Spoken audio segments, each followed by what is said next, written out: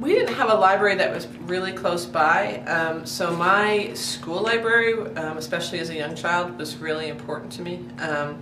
And my earliest memory would probably be the person who checked out where the wild things are over and over and over again until the librarian told me I wasn't allowed to do it because some other kids had to read the book. I would say that the library certainly fostered my love of reading, yeah, absolutely. I mean, without a library, all we had were the books at home, which were great, but I liked weirder books, so my library had those, which was good.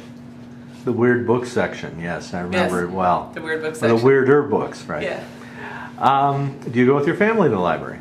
I do. I'm a trustee at my local library, my community library, so I'm very involved. I have a 3-year-old and an 8-year-old, and my husband regularly fixes things there too. So yes, we're very involved in the local library. When things get really loud at my house and I'm trying to work, I pack up all of my things and I go to my local library where it's, you know, not completely quiet like the old days, but there's no toddlers screaming for me personally, so that's good. But for research purposes, a lot of my work is set in fictional areas of where I live now, so it's great to be able to research those things. My last book, say, there was the pagoda, and I got to learn the history of the pagoda, things like that, and those were local books, so I wouldn't have been able to find them anywhere else. I'm the secretary of my library board. One of our trustees came back and reported from a systems meeting, okay, the county meeting, and at that systems meeting there was a task force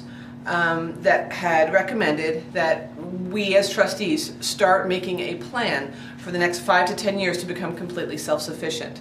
Backstory: I also run my community swimming pool, which is completely nonprofit and volunteer run. And it's incredibly difficult to get volunteers, to get funding, to get people to even help with fundraisers.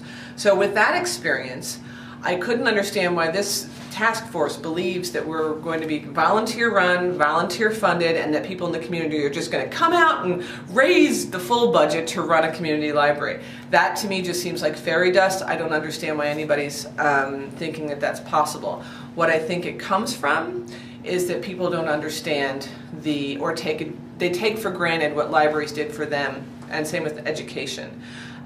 Because if it weren't for librarians and teachers, politicians wouldn't be politicians. I know this because I was a literacy teacher, and I say spend 2 weeks with any of my literacy students and you will find out what it's like to not have libraries and education. But we take it for granted, and I'm really quite not happy about the budget cuts and cuts all around. It doesn't make any sense to me. I think that certain books, you know, certain books for art aren't for certain people. And I do think that if I'm a parent, so what I tend to do is if I'm concerned with any sort of content, or that there might be content in a book for my child, I read the book first. It takes a little time, but it's worth it.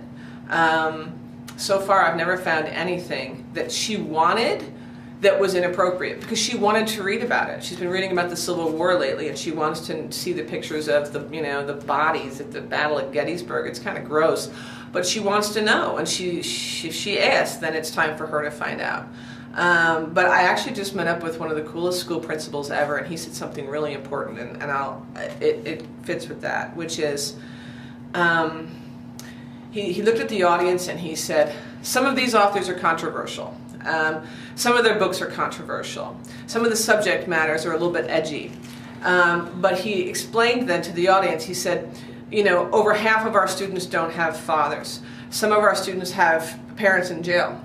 Some of our students do drugs. Some of our students have alcohol problems. Some of our students cut and are depressed and have these things happening. And if you or your child are one of the lucky ones who don't have these problems, they know someone who does. And it's really, really important to understand these things, because these people exist, and so to be able to reach kids who are in that situation is wonderful for me, but to also reach the kids who aren't in that situation so they can help people who are is equally important.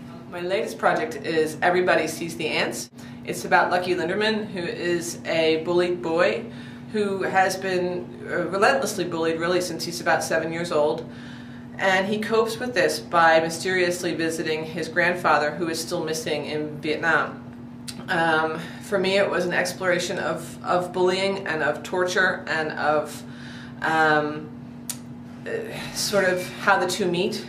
It was also a great way to talk a little bit about the draft lotteries and prisoners of war and things like that, which a lot of people of this generation might not be aware of still.